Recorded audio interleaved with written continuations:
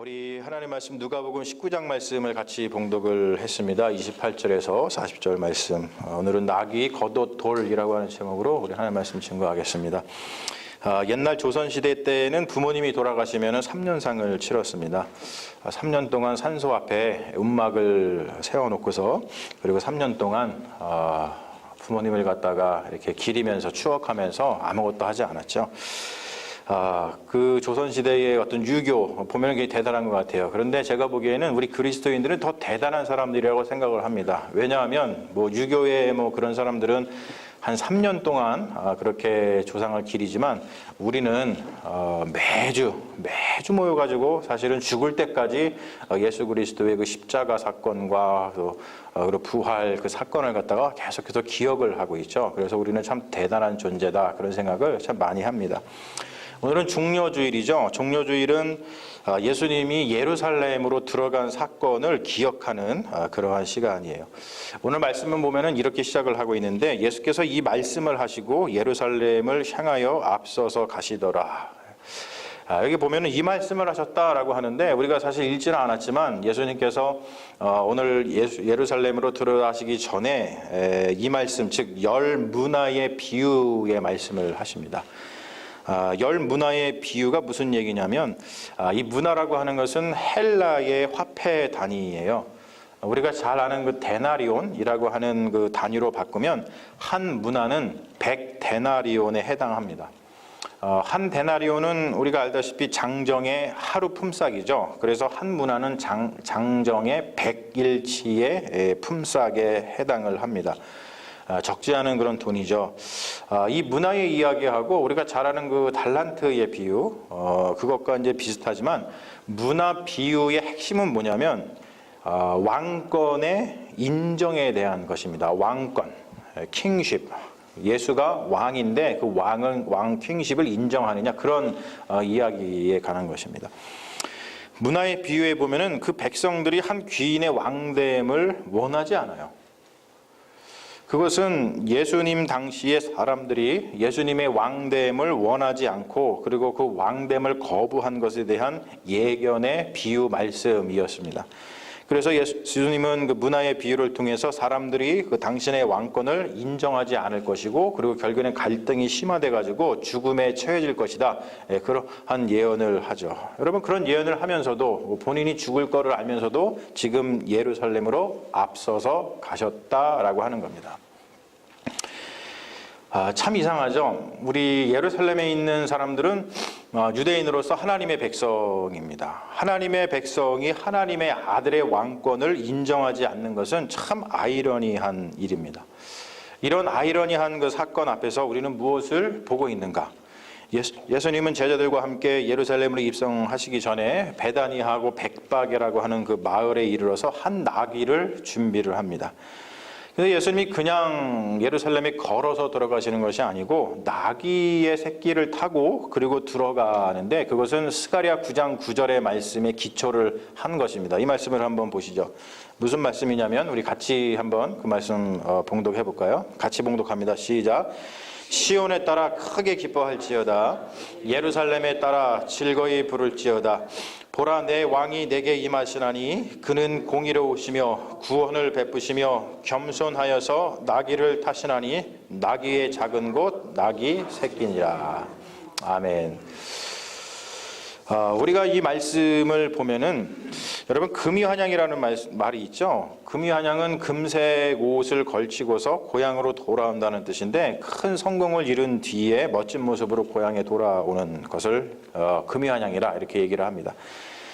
대개 그 당시에 예수님 당시에 금이환양은 전쟁에서 이기고 돌아올 때 있었습니다. 그럴 때 대개 이제 전쟁에서 승리하고 돌아온 장군들의 몫이었죠.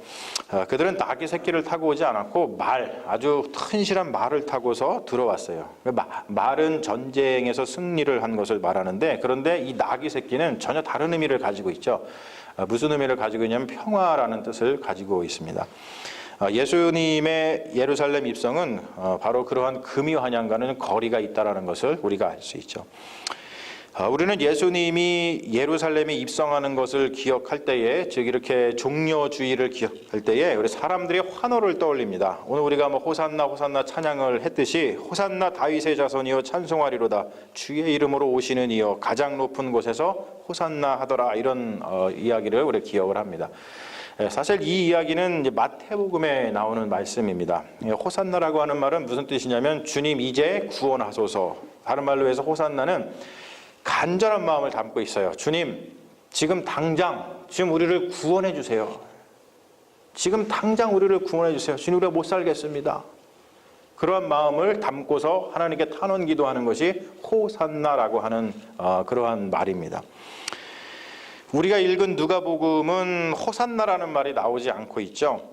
호산나는 히브리 말이기 때문에 사실 누가복음은 청중이 누구에 써서 보낸 거냐면은 이거는 이방인들한테 복음을 전하기 위해서 쓴 서신서입니다. 그러다 보니까 누가복음은 이방인들이 잘 알아듣지 못하는 그 호산나라라는 말을 빼고서 그리고서 이 마태복음에는 호산나 다윗의 자손이요라는 말은 뭐냐면 다윗의 자손이 왕이잖아요, 그렇죠? 근데 그 왕이라는 것을 꼭 집어가지고 찬송하리도다 주의 이름으로 오시는 왕이요, 이렇게 이야기하면서 하늘에는 평화요 가장 높은 곳에는 영광이로다라고 하는 말을 써서 복음을 전하고 있어요.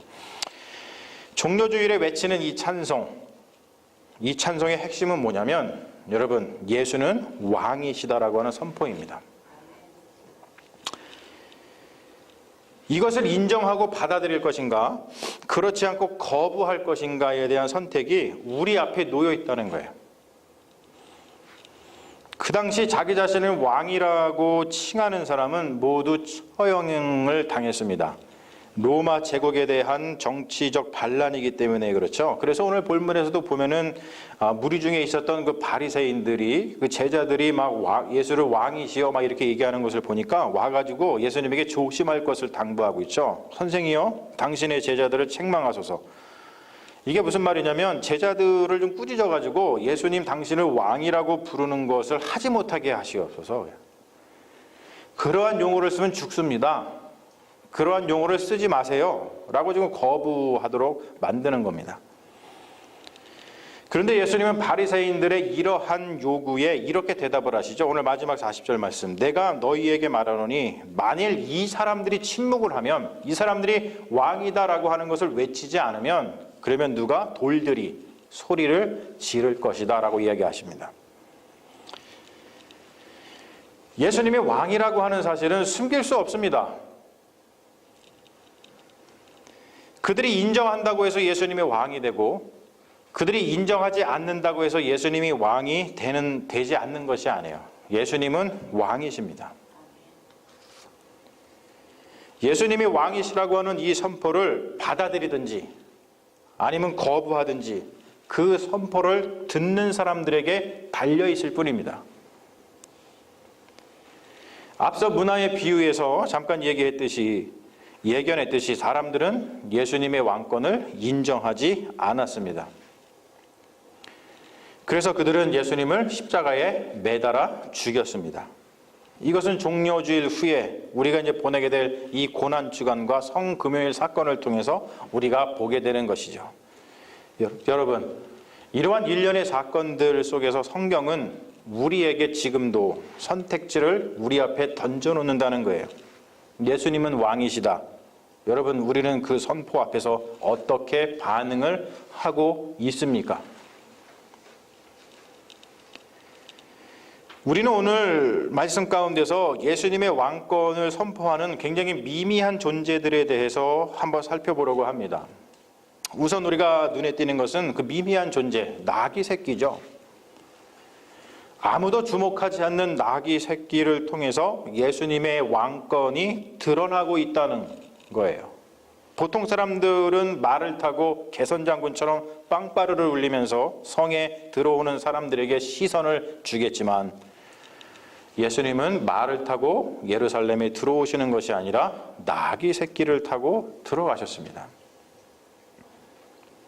이 보잘것없는 존재가 예수님의 왕권을 드러내주고 있다는 것은 놀라운 일입니다.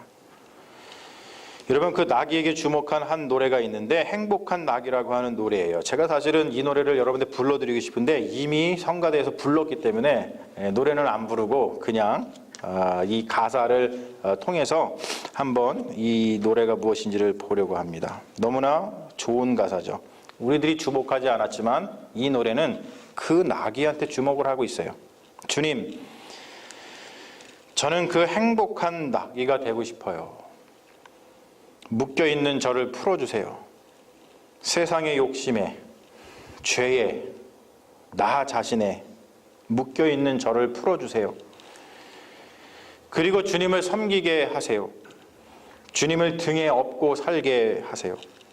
그러면 세상은 나를 보지 않고 내 등에 업힌 주님을 보게 되겠죠. 주님, 저는 그 행복한 나귀가 되고 싶어요. 여러분이 보잘것없는 이 나귀에 한번 우리의 마음을 집중시켜 보십시오. 이 보잘것없는 나귀가 예수님의 왕됨을 드러내고 있다는 거예요. 예수님의 왕권을 드러내주는 것이 또 있죠. 겉옷입니다. 예수님의 왕권을 인정한 사람들은 자기들의 겉옷을 벗어가지고 나귀 새끼 위에 놓고 예수님을 그 나귀에 태웠을 뿐만이 아니고 예수님이 가실 때 자기들의 겉옷을 벗어서 그 겉옷을 길에 깔았습니다. 그들은 비싼 안장을 준비한 것도 아니고 화려한 레드카펫을 준비한 것도 아닙니다. 그저 그들은 자신들이 입고 있던 겉옷을 벗어서 예수님의 왕권을 인정했습니다. 그리고 마지막으로 예수님의 왕권을 드러내는 아주 소소한 것이 뭐냐면 돌들입니다. 돌들의 외침. 아무도 거들떠 보지 않는 땅바닥의 돌들도 예수님의 왕권을 인정하고 외치고 있는데 여러분, 하물며 우리들이 예수님의 왕권을 인정하지 않고 몰라본다면 참으로 부끄러운 일입니다.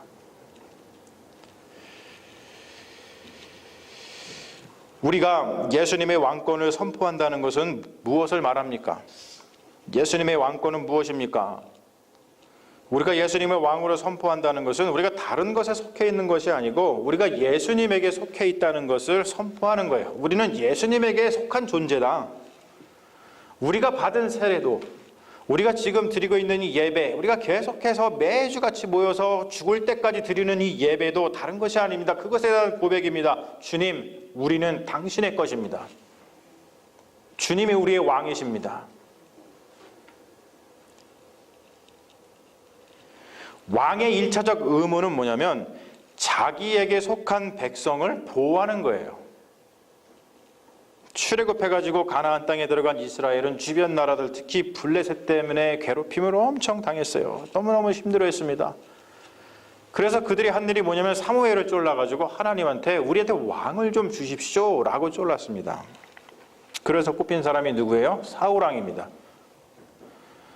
사울왕이 살아있는 동안 왕으로서 한 일은 뭐냐면 자기 백성을 보호하기 위해서 특별히 블레셋과 힘써 싸웠습니다. 결국 사울왕은 어디서 죽어요? 전장에서 블레셋과 싸우다 죽습니다.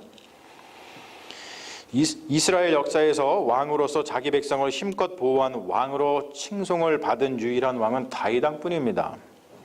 다른 왕들은 자기 백성을 보호하지 못하고 오히려 백성들을 유린했어요.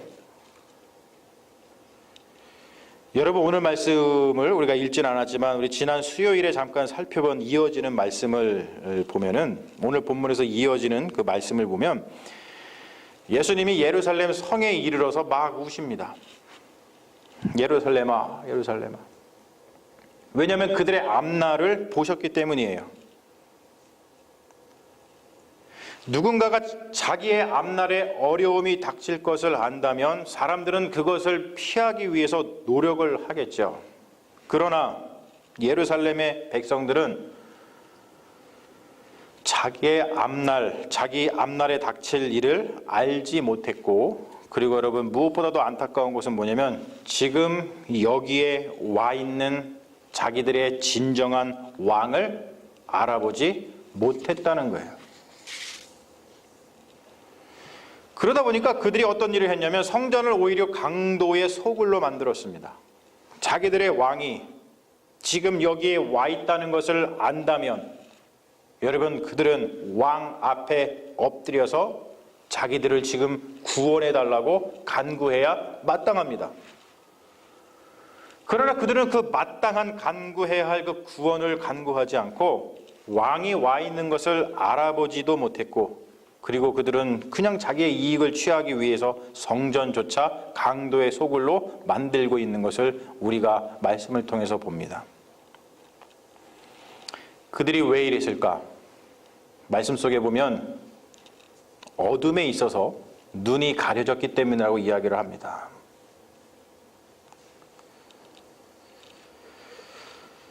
여러분, 어둠에 있으면 보살핌을 받는 날, 즉 구원을 알지 못합니다. 어둠에 있으면 지금 여기에 와 계신 왕을 알아보지 못합니다. 어둠에 있으면 그 왕을 알아보지 못하고 오히려 그 왕을 십자가에 매달아 죽입니다. 여러분 생각해 보세요.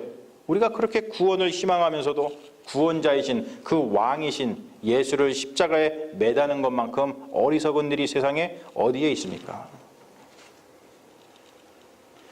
그러한 자는 종려주의를 100번을 지나도, 그러한 자는 부활주의를 100번을 지나도 구원을 받지 못합니다.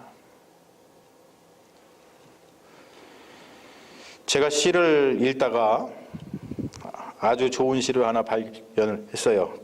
그러한 어리석음을 나타내는 시 한 편인데 한번 보실까요? 제가 가져온 시인데 이런 시입니다. 물이 들어오는 해변에 아이들이 있다. 신이여, 아이들을 버리소서. 세상이 이미 아이들을 버렸습니다. 못 박힐 순결한 손이 필요 없나이다. 집채만한 파도가 아이들을 삼켰다. 어둠이 하는 일을 어둠은 끝내 알지 못하므로 당분간 종려주일은 없을 것이므로.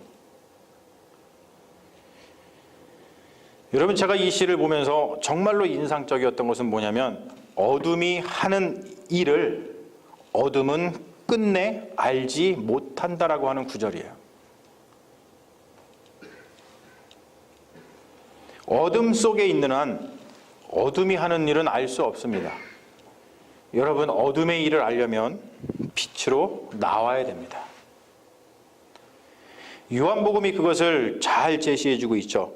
요한복음의 그리스도 예수는 어둠의 존재를 빛의 존재로 탈바꿈시켜주는 빛 그 자체로 소개되고 있습니다.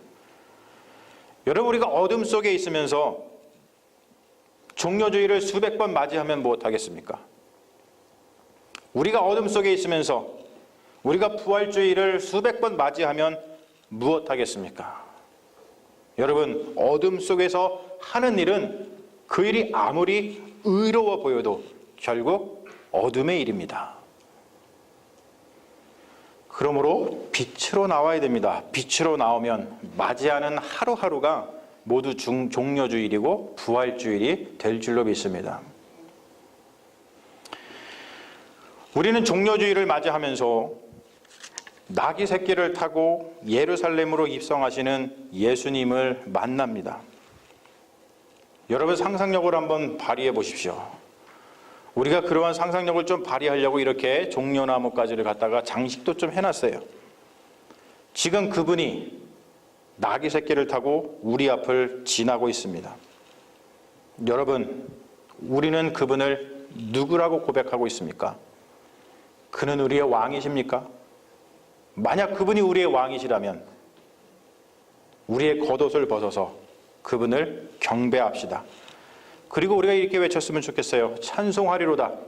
주의 이름으로 오시는 왕이여, 하늘에는 평화요, 가장 높은 곳에서는 영광이로다. 지금 나귀를 타고 앞을 지나가시는, 우리 앞을 지나가시는 예수님을 왕으로 알아보지 못하면 우리에게 종려주일은 아무런 의미가 없습니다. 그리고 종려주일이 의미가 없기 때문에 부활주일도 우리에게 구원의 날로 다가오지 못할 것입니다. 하지만 여러분, 오늘 우리가 예수님을 왕으로 인정하고 예수님의 왕되심을 선포하고 그리고 왕되심을 찬양하는 자에게는 바로 이 종료주일이 어떤 날이냐면 호산나를 외치는 날. 주님, 지금 좀 우리를 구원해 주세요. 주님이 우리의 구원자이심을 믿으니 주님 구원해 주세요라고 하는 그 구원을 간구하는 날이 될 것이고, 그리고 부활주일은 바로 그 구원을 간구했더니 그 구원을 우리에게 성취해 주신 그 놀라운 복된 날이 될 것입니다. 여러분, 다시 한번 여러분에게 묻습니다.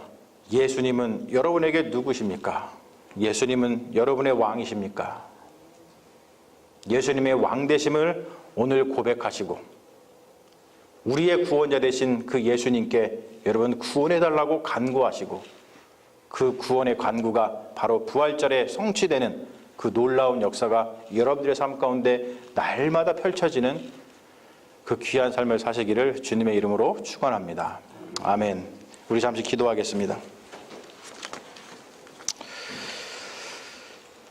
주님, 종료주일을 맞이하며 사순절의 마지막 한 주, 고난주간이 시작됩니다. 그 순환의 이야기 가운데 우리는 누구입니까? 환호하는 군중, 성난 군중, 탐욕스러운 관리들, 폭력적인 군사들에게서 눈을 거두어 아무것도 아닌 것들에 시선을 두게 하소서. 나귀 새끼, 겉옷, 돌, 이러한 것들이 결국 예수의 왕되심을 선포하는 행동과 증인이 되었다는 것을 생각하면서 자유와 헌신과 믿음 안에서 날마다 예수의 메시아 되심과 예수의 왕되심을 세상에 선포하는 아무것도 아닌 존재 같지만 가장 복된 존재로 이 세상을 살아가게 하옵소서. 감사드리며 우리를 구원하신 예수님의 이름으로 기도합니다. 아멘. 믿습니다.